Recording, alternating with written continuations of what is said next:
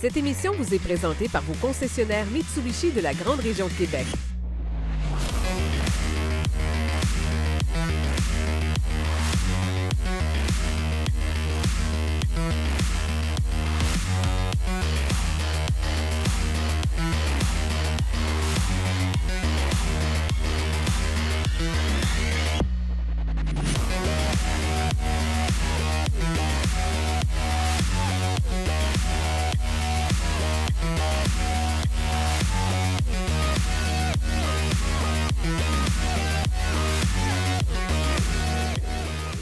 Bienvenue à Virage Plus. Aujourd'hui, le véhicule vedette sera le tout nouveau Mitsubishi Outlander 2026. On va aussi parler de la gamme Mitsubishi et des nouveautés, surtout peut-être de l'avenir de la franchise Mitsubishi. Et pour ce faire, j'ai avec moi François Roy et aussi Frédéric Tremblay. François, Québec et Sainte-Foy Mitsubishi. Frédéric, JD Bois-Châtel. Bienvenue, messieurs. Bonjour, Daniel. Ça va bien? Yes. Ça va bien, merci. Plein de beaux sujets à jaser à l'émission, plus quelques autres sujets en fin d'émission. Mais avant, il faut parler de l'année 2025. Ça a bien été du côté de chez Mitsubishi. Et Frédéric, parle-moi justement de cette année 2025. Tout à fait, Daniel. 2025 pour l'ensemble des concessions au Québec et nous, dans la région de Québec, ça a été une très, très belle année. Chez Mitsubishi, on n'a pas un gros portfolio. On n'a jamais eu un gros portfolio, mais on est bien positionné avec les modèles et les gammes de véhicules qu'on a. Des petits VUS, on a toujours l'hybride rechargeable le plus vendu au Canada depuis 2 ans. Donc, on est chef de file dans le PHEV. Malheureusement, on a eu quelques situations, l'arrêt des subventions en 2025 qui a fait qu'on a eu un petit creux de vague, mais je vous dirais que ça a très bien reparti, puis l'année 2025 a très bien fini de ce côté-là. Puis 2026 commence en force également, avec l'arrivée du nouveau PHEV qui va faire du bruit dans le segment, ça c'est certain.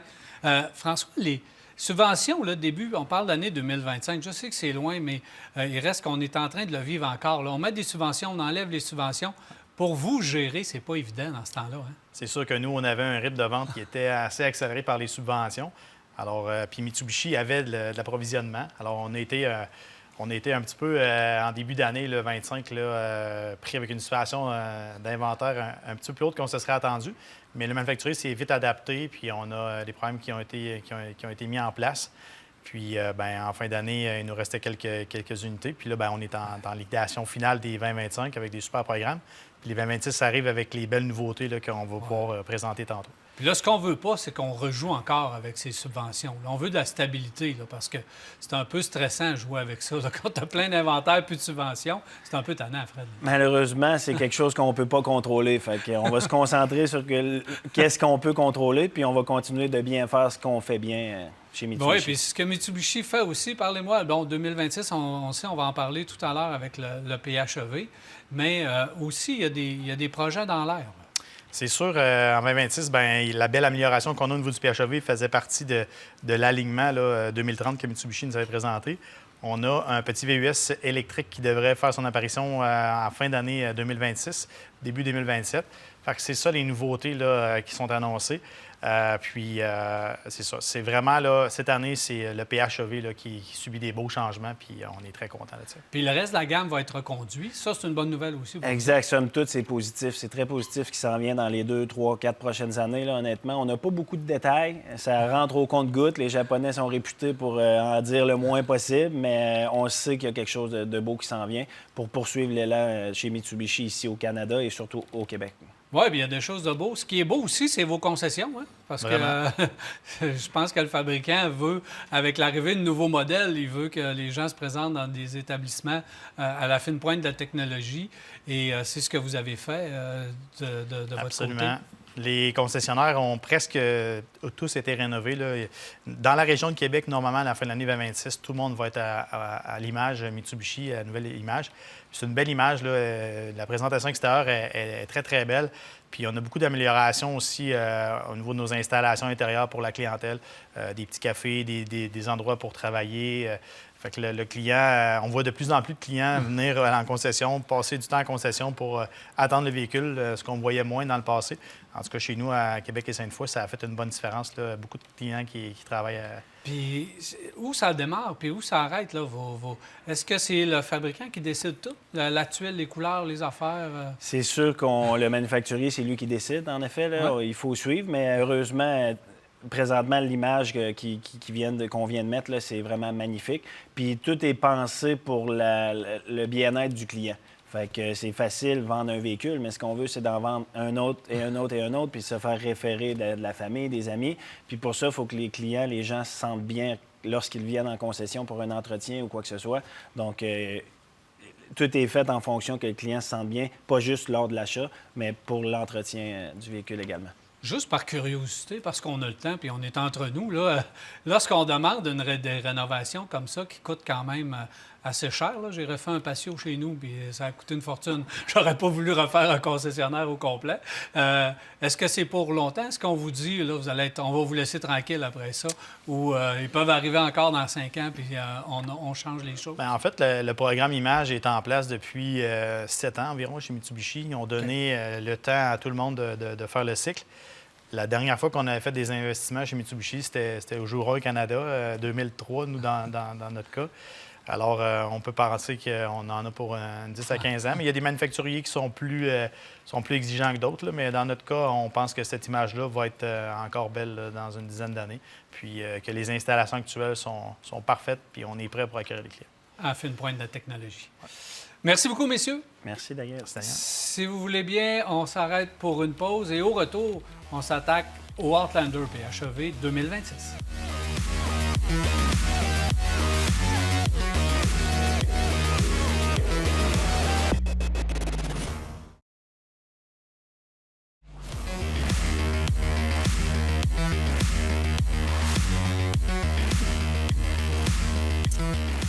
Nous sommes de retour à Virage Plus et je suis toujours en compagnie de Frédéric Tremblay, mais Donald Marcotte de Paquette Mitsubishi se joint à nous. Salut Donald. Salut Daniel. Ça va bien? Oui.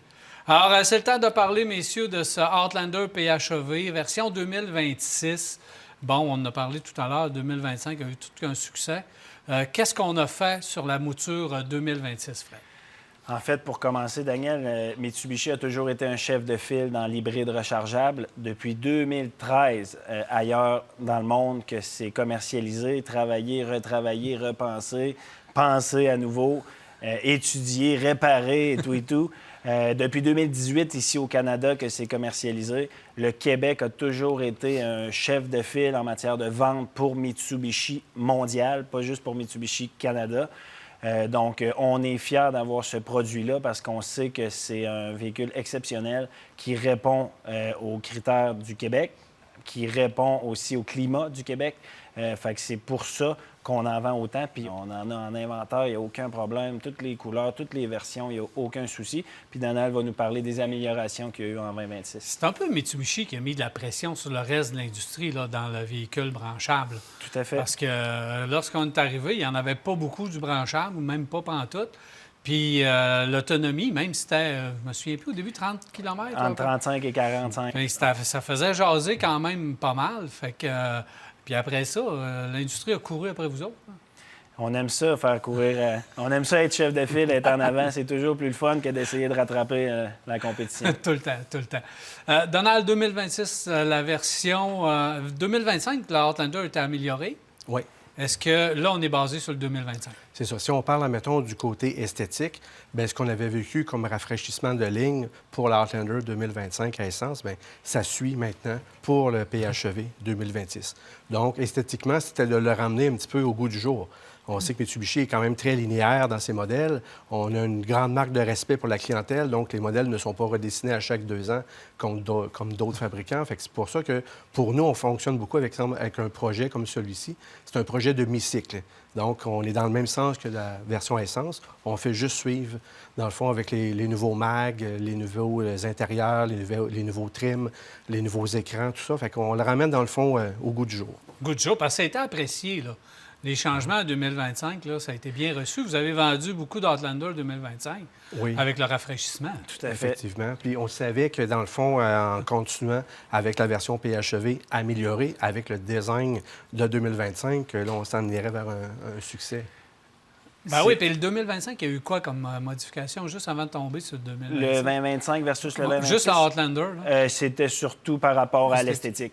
L'esthétique. Je dirais que c'est plus... Les suspensions, on avait travaillé un peu. Suspension travaillée, aérodynamisme aussi, puis Dieu sait que c'est bon pour les hybrides rechargeables. Là. Mais aussi, il y a d'autres composantes qui ont été améliorées là, par rapport à la puissance, par rapport à la batterie. Donald peut parler des composantes plus en détail. Ça, c'est plaisant parce que là, on a vraiment le bon comparatif, le fait qu'on est comme entre deux saisons de vente de véhicules. Donc, si on parle de puissance combinée, on avait 248 chevaux. Maintenant, nous sommes rendus à 297 chevaux, donc une puissance. Belle amélioration. On a la chance déjà de tester en succursale là, la version 2026. Donc, il y a un petit peu plus de pep, un petit peu plus de power lorsqu'on est en mode 100% électrique. Fait que ça, les gens apprécient ça, surtout que ça ne consomme pas d'essence. Ça, c'est un plus. Au niveau de, par défaut, bien, la capacité de batterie passe de 20 kWh à 22,7 kWh, ce qui nous donne une autonomie améliorée. Donc, on avait 61 km d'autonomie en mode électrique affiché. On est rendu maintenant à 72. Dans le secret des saisons, on vit au Québec, il y a des hivers, il y a des étés. On a des clients, on a eu la chance de tester le produit. Avec la 2025, 2024, 2023, on a eu la chance des fois de dépasser ça. Donc, on s'attend à faire peut-être même mieux de ce que le manufacturier nous a affiché. Pour un combiné de 3,2 litres au 100 annuellement versus 3,6, donc encore là, c'est une belle évolution. Toujours basé, si, mettons, notre client a environ 60 de ville et 40 d'autoroute. OK. C'est quand même de l'autonomie améliorée, là, ce que tu me dis, parce qu'on peut viser le 80 facile. Facile. 80-85, ça va être quelque chose 100 électrique, ça va être quelque chose quand même de possible. Si tu sais, quand on parle, Daniel, autour de 80-85 km dans une journée, moi, je fais pas ça jamais, là, pour être honnête, là, sauf si je fais vraiment la fin de semaine un grand déplacement. Mais pas juste ça non plus, c'est l'autonomie totale. Tu sais, il y a des gens avec l'ancienne batterie qui faisaient autour de 3000 km avec un plein d'essence en rechargeant leur véhicule le plus souvent possible. Et ils se rendaient jusqu'à 3000 km sans mettre un plein d'essence. Tu sais, maintenant, ça va être quoi? Les gens, c'est sûr que maintenant, avec le nouveau 2026, on veut toujours dépasser les barrières. Fait que c'est sûr que ça va être encore plus que ça. Mais tu sais, je prends par exemple aujourd'hui le prix de l'essence, puis il est en train d'augmenter. Fait que c'est encore un autre poids dans la balance pour venir voir le hybride rechargeable. Absolument. Dès que le prix de l'essence augmente, il y a une sensibilité par rapport à l'intéressement des voitures hybrides, branchables, électriques. Donc, c'est sûr que je te dirais qu'on est en plein dedans. Mais on va en reparler tout à l'heure, mais nous, on est là, les concessionnaires, pour bien conseiller le client puis lui donner un petit peu tous les trucs pour éviter de mettre de l'essence dans son véhicule. Fait que d'avoir eu la chance d'enrouler souvent, d'avoir plusieurs clients qui sont un petit peu porte-étendard de notre compagnie, nous aide à rassurer les nouveaux clients qui n'avaient pas encore fait le saut dans ce type de véhicule-là. Fait que, comme Fred disait, bien, ça fait plusieurs années qu'on est là. Il y a des gens que ça va être la première fois qui vont se diriger dans un hybride branchable. Fait que c'est important pour nous de les rassurer puis de leur donner un petit peu de tout notre vécu puis de toute notre expérience. Bien, justement, comment ça fonctionne, un hybride branchable? Comment est-ce qu'on utilise un hybride branchable? À qui s'adresse l'hybride branchable? Au final, c'est tellement pas compliqué. Oui, ça peut paraître compliqué avec les modes de conduite, les technologies, l'hybride, le branchement, mais moi, je dis toujours à ma clientèle que c'est exactement comme un véhicule à essence. C'est juste qu'il faut le brancher le plus souvent possible, puis c'est aussi compliqué que ça, aussi simple que ça. C'est vraiment très, très simple. Honnêtement, il n'y a pas de grandes décisions à prendre. Oui, il y a des écrans, oui, il y a des boutons, mais le matin, on part tout le monde notre journée de la même façon. Et le système, il fonctionne bien, c'est de dire, est-ce que je veux utiliser ce que j'ai accumulé durant la nuit avec mon chargement? Est-ce que je veux utiliser maintenant mon système électrique ou je veux le sauvegarder pour plus tard? Donc, pourquoi le sauvegarder? Si on part de la maison, exemple, on est sur une autoroute puis tout roule bien, on sait que c'est plus en ville que le véhicule va être performant en mode électrique. Donc, on peut sauvegarder la batterie. Le système va se gérer lui-même. Et lorsqu'on va arriver, exemple, dans le bouchon de circulation ou dans le ralentissement, et là, on va pouvoir activer le mode V et là, d'aller chercher l'efficacité parfaite du mode électrique du véhicule. OK. On a même un mode additionnel qui est le mode charge. Puis souvent, on dit, bien, pourquoi qu'on pourrait se servir de le moteur essence pour charger la batterie? Bien, exemple, si on est dans le bois, par exemple, il n'y a aucune alimentation de courant. On sait que ces véhicules-là ont des prises de courant 1500 watts, puis des fois, on veut brancher notre génératrice, brancher la cafetière, tout ça. Bien, on peut se servir du moteur à essence dans le but de faire monter notre niveau de batterie. Avant d'arriver au camp, on l'active. Tout à fait. Effectivement. On arrive plein de charge, puis là, on peut brancher ses accessoires. Quand on pense, mettons, des tempêtes de verglas ou des grands vents, que les gens perdent le courant, bien, ces véhicules-là sont capables de prendre le relais. Ça devient une génératrice. C'est ça, on ne perd pas notre congélateur. C'est exactement le contraire qu'un véhicule à essence. Un véhicule à essence va être beaucoup plus économique sur la grande route, tandis qu'un véhicule hybride rechargeable va être beaucoup plus économique en ville. Puis honnêtement, oui, il y a des gens qui font des longues routes quotidiennement, mais la majorité de la population se promène en ville, va porter les enfants à la garderie, à l'école, vont travailler, puis c'est du stop and go dans les lumières, dans le trafic. C'est un véhicule exceptionnel pour ça. Bien, moi, je pense même que là, avec cette nouvelle mouture améliorée, d'après moi, les gens qui font plus de 40 km par jour aller au travail, c'est plutôt rare là, dans la grande région de Québec. Là. Alors, il reste encore beaucoup d'autonomie pour aller faire ses commissions sans avoir à le brancher. Moi, personnellement, je n'aurais pas à le brancher à tous les jours. Je pourrais le brancher aux 2-3 jours, puis j'en aurais assez. Là. Voilà. Fait que c'est un peu dans cette optique-là qu'on doit réfléchir. La réalité d'aujourd'hui, Daniel, on est souvent dans notre véhicule, mais on ne fait pas tant de kilomètres que ça. C'est ça. D'où la force du PHEV. Et si on a un long trajet à faire, bien, on n'a pas l'anxiété d'autonomie, on n'a pas à parcourir dire où sont les prochaines bornes. Le moteur thermique va faire le travail. C'est toujours la même phrase, c'est le meilleur des deux mondes. Puis c'est le seul hybride rechargeable de sa catégorie qui est muni du gros chargeur là, pour le fusil pour 400 ampères. Chargement rapide. Exact, le charge rapide. Là, fait que lui, il va se recharger à 80 en 45 minutes. Ça, c'est important de dire pour les gens qui pensent même ceux qui n'ont pas de borne, là, ça fait le travail. Tu le branches le soir, le lendemain matin, il est plein. Honnêtement, puis je pense que les autres concessionnaires vont le partager aussi. Souvent, on dit aux gens, avant d'investir tout de suite dans une borne, par rapport à vos déplacements, commencez donc avec le chargeur qui est fourni avec le véhicule. Vous allez voir un petit peu par rapport à votre nuit de sommeil, qui conduit le véhicule, puis vous allez être surpris que voir le lendemain matin, souvent, le véhicule il est déjà prêt. Donc, souvent, on va recommander de commencer avec le chargeur fourni, puis après ça, on peut opter pour une borne. Surtout s'il y a plusieurs conducteurs sur le véhicule, puis le véhicule est souvent en mouvement, bien, le côté rapide d'une borne 240 va faire en sorte qu'on va toujours remonter le plus possible le niveau de batterie. Mais si on ne veut pas investir dans une borne, on n'est pas obligé avec le véhicule vient d'entrée de jeu avec un fil, une borne de niveau 1 qui a à peu près une vingtaine de pieds qu'on peut brancher dans n'importe quelle prise similaire à celle qu'on branche notre séchoir à cheveux ou notre grille-pain le matin. C'est aussi simple que ça. Si on regarde du côté, qu'est-ce qu'on a fait? Vous m'avez parlé de la puissance, mais est-ce qu'on est à peu près dans les mêmes moteurs, système de traction intégrale? Parce que c'est important pour nous aussi. On ne changera pas une ligne gagnante, Daniel. Le système intégral, le super contrôle intégral est là depuis 2011. C'est un système qui est breveté. C'est un système qui a fait ses preuves. Il est super bien adapté pour la version PHEV parce qu'on ne se le cachera pas avec le poids des batteries. Le centre de gravité du véhicule est beaucoup plus bas. Donc, la traction intégrale est encore plus directe. Que notre moteur soit en mode électrique ou non, le véhicule, il fait un bon travail. Et on vend aussi un VUS qui est sécuritaire. Fait que c'est au-delà de l'économie. Les gens achètent aussi de l'espace. Ils achètent un véhicule version 7 passagers. Il faut leur donner un rendement plus que seulement la consommation de carburant. Le super contrôle intégral de Mitsubishi est une technologie intégrale les plus évoluées de l'industrie. Puis la particularité qu'il y a, ce qu'on dit toujours à nos clients, c'est qu'il va toujours donner au client le contrôle de son véhicule. Il est tellement intelligent dans n'importe quelle surface, que ce soit dans la gravelle, dans la neige, sur la glace, sur la grande route. C'est extraordinaire, la traction intégrale. Tout le monde qui vient de l'essayer puis qui l'essaye en hiver sont émerveillés et éblouis de cette. Et là aussi, c'est pas compliqué. Là. On choisit notre mode. Si on le veut automatique, c'est correct. Si on veut jouer avec, on peut jouer avec. Une roulette. Pas plus compliqué que ça. On choisit notre mode.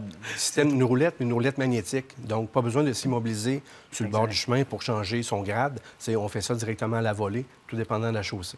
Sans nommer tous les systèmes, parce qu'on pourrait passer la nuit là-dessus, ou une journée complète. Mais au niveau de la sécurité, au niveau de la technologie montée à bord, tout est là du côté de chez Mitsubishi, même si on a le PHEV, tout est là. Tout à fait. Tout dépendant de la version que l'on choisit, bien, c'est sûr que déjà d'entrée de jeu, la version ES vient très, très bien équipée, mais plus qu'on monte dans la gamme, plus qu'on a des équipements haute technologie qui va avec le GT, là, bien, on a le système MyPilot, là, autrement dit, qui va presque permettre au véhicule de se conduire tout seul. Le GPS intégré, c'est certain. Maintenant, dans le 2026, on a les sièges ventilés à l'avant, quelque chose qu'on n'avait pas anciennement. Puis on a également un écran qui a été un écran d'infodivertissement qui a été grossi également de 3 ou 4 pouces là, de mémoire. C'est ça, 12,3 pouces. On est revenu vraiment dans les standards. Tu sais, des fois, trop petit, c'est trop petit, mais trop grand, on peut se perdre aussi. Donc, celui-là, honnêtement, il est juste parfait. Ça fait longtemps qu'on avait hâte de revenir dans les standards de cette technologie-là. Là, je pense qu'on a frappé dans le mille. Puis le véhicule vient d'entrée de jeu, à partir de la version d'entrée de gamme avec le système de son Yamaha, qui est une nouveauté chez Mitsubishi. Donc, peu importe la version qu'on prend, il y a le gros système de son Yamaha. Puis si on regarde effectivement la version GT, mais c'est du grand confort à l'intérieur. Là. C'est du luxe. Là. C'est un véhicule de luxe, pratiquement. Moi, ce que j'aime beaucoup à l'intérieur de la concession, c'est qu'il y a des gens qui me disent ton intérieur de véhicule ressemble à un BMW, à une Mercedes, une Volvo. C'est Range Rover. C'est flatteur pour nous. Parce que quand on a ressorti ces véhicules-là, c'est souvent, on se faisait un petit peu critiqué. Mais là, on est rendu vraiment là, à la fine pointe dans des braquettes de prix qui vont demeurer raisonnables. Quand on se fait dire que notre véhicule fait penser un peu à un Range Rover, mais qu'après ça, on compare les prix. Les factures. Les gens font des sauts. Agréablement surpris. Et autre avantage depuis que le Outlander PHEV est sur le marché, c'est la disponibilité et l'inventaire, ce qui a fait défaut dans le reste de l'industrie. Ce n'est pas le cas pour vous autres. Qu'est-ce que vous avez pour 2026?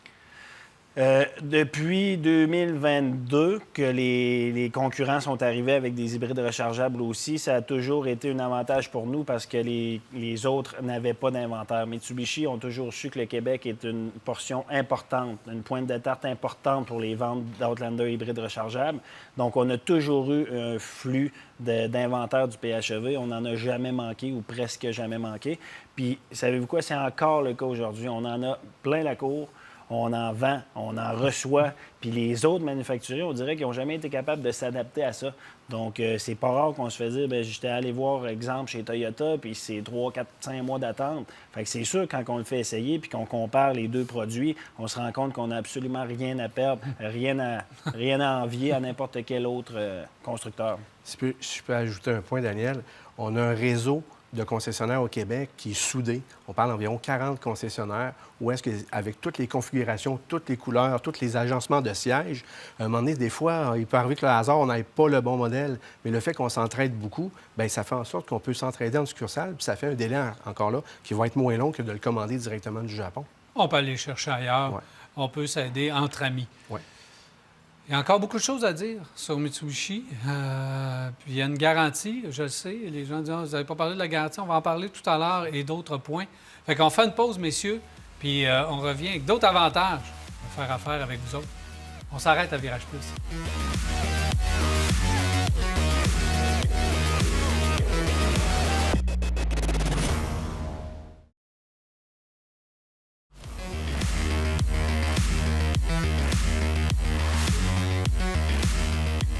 Nous sommes de retour à Virage Plus. Je vous rappelle que je suis en compagnie de François Roy, Québec et Sainte-Foy Mitsubishi, Donald Marcotte, Paquette Mitsubishi à Lévis, Frédéric Tremblay, JD Mitsubishi à Bois-Châtel. Et messieurs, on a parlé de beaucoup de choses au niveau de la compagnie, au niveau du PHEV, mais il y a des points importants que vous voulez revenir, surtout sur les raisons d'acheter Mitsubishi, et en commençant par la garantie. Bien, je pense que, Daniel, tu soulèves un bon point. La garantie, c'est le point numéro 1, je pense, là, qui amène la clientèle chez Mitsubishi. Qu'est-ce qui nous différencie par rapport à la compétition? Bien, c'est simple. On a la meilleure garantie de l'industrie à la base. Si on fait une petite comparaison rapide par rapport aux autres véhicules japonais connus, là, nous, au niveau de la garantie qui est souvent annoncée chez les Japonais à 3 ans, 60 000 km, on est à 5 ans, 100 000 km. Dans l'autre portion de la garantie, qui est 5 ans 100 chez l'ensemble des Japonais, nous, on est à 10 ans, 160 000 km. Donc, c'est une bonne différence. Bonne différence. Puis, il y a beaucoup de détails importants là, dans la garantie de 5 ans. Moi, je pense que c'est la garantie la plus valorisée, valorisante, on va dire, la plus complète. On a une garantie pratiquement à 100 là, au niveau du 5 ans, à l'exclusion du système d'infodivertissement puis des petites pièces qui sont des trucs d'usure, mais pour l'ensemble des composantes, la garantie 5 ans, 100 000 est là. Quand on parle du 10 ans, les gens pensent tout le temps que c'est moteur, transmission, mais c'est pas ça chez Mitsubishi. La garantie 10 ans, surtout quand on tombe dans l'idée qu'on vend des véhicules hybrides branchables, tout ce qui est composante de motorisation électrique, tout ce qui est batterie, si on sépare ça par rapport au véhicule normal, bien, c'est couvert par la garantie 10 ans. Puis si on revient à la portion connue là, des composantes du moteur régulier à combustion et transmission, on a la transmission, on a les différentiels, on a les arbres de transfert, les cardans communément appelés. Les bearings de roue sont garantis 10 ans, 160 000 chez Mitsubishi. Il n'y a aucune compagnie qui vend des véhicules avec des bearings de roue 10 ans de garantie. Puis pourquoi que cette pièce-là est garantie 10 ans? Bien, c'est que quand on spécifie la construction d'une pièce, pour qu'elle dure 10 ans, il faut qu'elle soit fabriquée différemment, il faut qu'elle soit plus solide. Alors, c'est ça ce qu'on fait chez Mitsubishi. Messieurs, vous ne passez pas votre temps à en remplacer. C'est ça que ça veut dire. La compagnie, on n'est pas fou, on ne veut pas remplacer des véhicules ou des pièces sous garantie. Rapidement, parce que le temps file, d'autres raisons, messieurs, d'acheter un Mitsubishi? Bien, c'est sûr, produit japonais. Qui dit japonais dit d'entrée de jeu fiabilité, dit d'entrée de jeu plaisir de conduire aussi. Chez Mitsubishi, on est chef de file dans le PHEV, ça fait aucun doute. Sinon, notre traction intégrale, qui est une des plus évoluées de l'industrie automobile. Puis pour revenir sur la garantie, la seule raison, comme François dit, que Mitsubishi conserve sa garantie de 10 ans, c'est parce que les produits sont mieux conçus, donc plus durables. Sinon, s'ils perdaient de l'argent à offrir une garantie telle qu'on l'offre, ça ferait longtemps qu'on serait revenu comme les autres détaillants. Très bien japonais. Dit. En terminant, Donald, rappelle-nous la gamme de produits. On n'a pas eu le temps d'en parler. Justement, on parlait de fiabilité et de notre garantie. Parlons de Mitsubishi RVR, un VUS compact qui a été lancé en 2011, qui continue à battre des records de vente pour les concessionnaires canadiens. L'Eclipse Cross, qui est un joueur ultra fiable. Oui, tous les concessionnaires ont des portes de garage, mais c'est plaisant de voir que c'est pas des cas lourds, c'est souvent des petits ajustements selon les climats, tout ça. Donc, la fiabilité revient souvent. Et dans un contexte économique actuel, je pense que le mot fiabilité, long terme, c'est ce que les gens veulent s'engager. On a parlé du Outlander version PHEV, mais l'Outlander régulier aussi est un beau succès, là, messieurs. Tout à fait. C'est encore un fort pourcentage de nos ventes. À peu près 30 de nos ventes sont dans le Outlander à combustion normale. Voilà, merci beaucoup. On va avoir le temps de reparler, évidemment, parce qu'on va refaire une autre émission bientôt, parce qu'il va y avoir des nouveaux produits qui vont arriver. Merci beaucoup, messieurs. Merci Daniel. Alors voilà, c'est tout pour Virage Plus. J'espère que vous avez apprécié. Il me reste qu'à vous souhaiter une agréable semaine. On se revoit la semaine prochaine pour un autre Virage Plus. Cette émission vous a été présentée par vos concessionnaires Mitsubishi de la région de Québec.